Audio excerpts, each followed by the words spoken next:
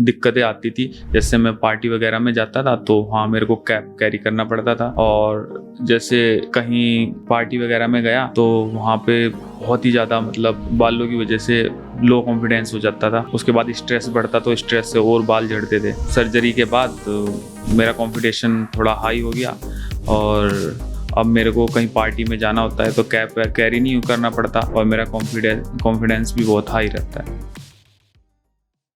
मेरा नाम सचिन कुमार है, मेरी एज 28 साल है, और मैंने 1 साल पहले यहाँ पर ट्रांसप्लांट कराया था, और आज मैं पीआरपी कराने के लिए यहाँ आया हूँ। जब मैं क्यूएसटी आया और डॉक्टर साहब से मिला, उन्होंने मेरे को पूरा प्रोसीजर बताया ट्रांसप्लांट का, और मेरी हेयर लाइन चेक की उन्होंने। उसके बाद उन्होंने मेरे को बताया कि कितने ग्राफ्ट लगेंगे, और उसकी कॉस्ट वोस्ट के बारे में भी डिस्कस हुआ। और उसके बाद जब हमारा फाइनल हो गया ट्रांसप्लांट का, तो उन्होंने नेक्स्ट डे के लिए बोला आने के लिए। फिर मैं नेक्स्ट डे आया ट्रांसप्लांट के लिए, तो स्टाफ ने मुझे गाइड किया, उन्होंने मेरे को बताया। फिर मेरी डॉक्यूमेंटेशन हुई, वो क्लियर होने के बाद मेरा बीपी शुगर वगैरह सब टेस्ट वगैरह कराए, और ये सब क्लियर होने के बाद उन्होंने मेरे को हेयर ट्रिम के लिए भेज दिया। उसके बाद मेरा हेड वॉश हुआ, उसके बाद मेरे को हेयर लाइन डिज़ाइन की गई, और वहाँ भी मेरे को समझाया गया हेयर लाइन के बारे में। और उसके बाद मेरे से पूछा गया हेयर लाइन डिज़ाइन करके कि यू आर सेटिस्फाई अपनी हेयर लाइन से।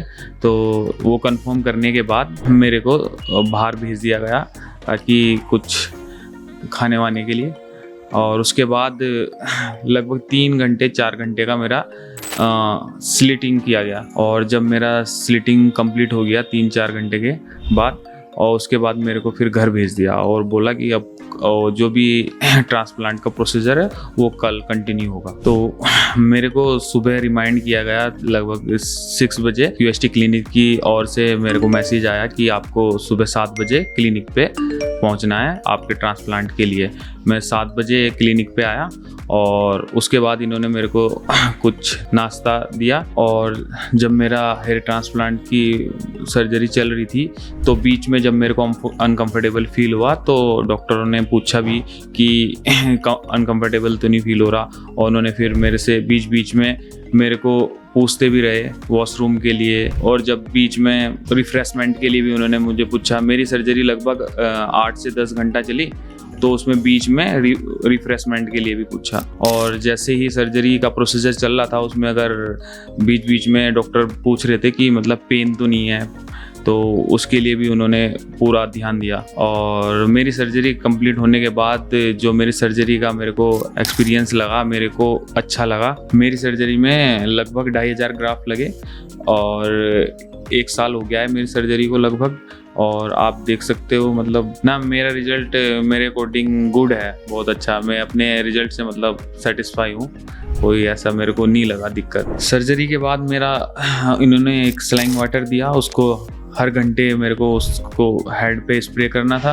और इन्होंने मेरे को कहा कि बाहर का फास्ट फूड वगैरह, जंक फूड कुछ नहीं खाना, और कुछ टाइम तक हैवी वर्कआउट करने के लिए इन्होंने मना किया ताकि स्वेलिंग ना हो। मेडिसिन वगैरह बोला इनको टाइम टू टाइम खाने के लिए, और पीआरपी के 2 मंथ बाद इन्होंने कहा पीआरपी शुरू हो जाएगी आपकी, तो पीआरपी को टाइम टू टाइम करवाना है। ये सब प्रिकॉशन डॉक्टर साहब ने बताई, और ये मेरे को गाइड भी करते रहे, फ़ोन के थ्रू कॉल करके मेरे को पूछते रहे कि आप ये सब प्रिकॉशन ले रहे हो या नहीं ले रहे हो। इन्होंने गाइड भी किया और क्या क्या चीज़ करनी है, रिमाइंड कराया कि मैं जैसे भूल ना जाऊँ चीज़ें। और मैंने यहाँ क्यूएसटी में एक बहुत ही इसके ओटी में बहुत ही अच्छी चीज़ एक्सपीरियंस की। जैसे मैं और भी हॉस्पिटल गया, और वहाँ पे मैंने देखा कि ये सर्जरी को लेके ना बहुत डराते हैं, पेरेंट्स को भी और पेशेंट वगैरह को भी, जो उसके गार्डियन हैं उनको भी बहुत सर्जरी का लेके बहुत ही एक माहौल बना हुआ है डरने वाला।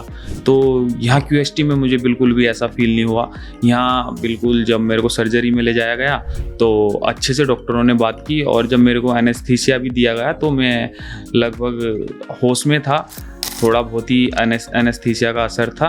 और बीच बीच में भी डॉक्टरों ने मतलब मेरे से बात की। मैं इतना होश में था कि मैं बात कर सकूं और अपने प्रोसीजर के बारे में पूछ सकूं। और जगह से अगर मैं कंपेयर करूं और जगह के ओटी से, तो यहाँ का मेरे को और से बहुत अच्छा लगा। और बहुत ही मेरे को लगा नहीं कि यहाँ की कोई सर्जरी का ऐसा कुछ है। बिल्कुल एक चिल था और सर्जरी के टाइम और बिल्कुल चिल आउट था, बढ़िया एकदम एक्सपीरियंस रहा। और बिफोर सर्जरी मेरे को बहुत सारी दिक्कतें आती थी, जैसे मैं पार्टी वगैरह में जाता था तो वहाँ मेरे को कैप कैरी करना पड़ता था। और जैसे कहीं पार्टी वगैरह में गया तो वहाँ पे बहुत ही ज़्यादा मतलब बालों की वजह से लो कॉन्फिडेंस हो जाता था। उसके बाद स्ट्रेस बढ़ता तो स्ट्रेस से और बाल झड़ते थे। सर्जरी के बाद तो मेरा कॉन्फिडेंस थोड़ा हाई हो गया और अब मेरे को कहीं पार्टी में जाना होता है तो कैप कैरी नहीं करना पड़ता और मेरा कॉन्फिडेंस भी बहुत हाई रहता है। मेरी लगभग 3 to 4 PRP हो चुकी है और PRP में 20 to 25 मिनट्स का टाइम लगता है। इसमें 20 ml ब्लड वो निकालते हैं, उसमें से फिर वो प्लाज्मा को अलग करते हैं और फिर हेयर की रूट में उसको इंजेक्ट करते हैं। और उसके बाद PRP कराने के बाद मेरे को बहुत बेनिफिट्स लगे।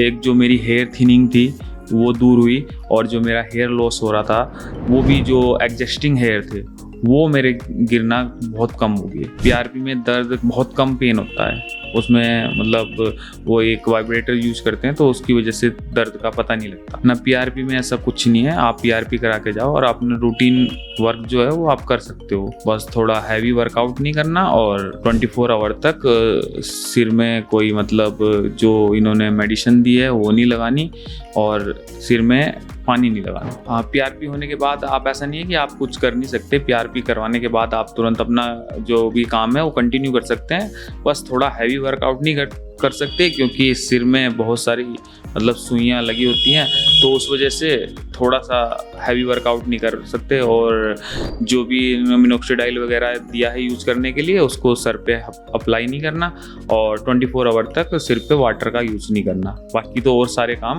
रूटीन के वो आप कर सकते हो। अब मैं जा रहा हूँ अपनी PRP कराने के लिए। अब मैं फिर मिलूँगा अपने रिजल्ट के साथ और अपने एक्सपीरियंस भी मैं आपके साथ शेयर करूँगा। जुड़े रहिएगा मेरी जर्नी से और थैंक यू गाइस।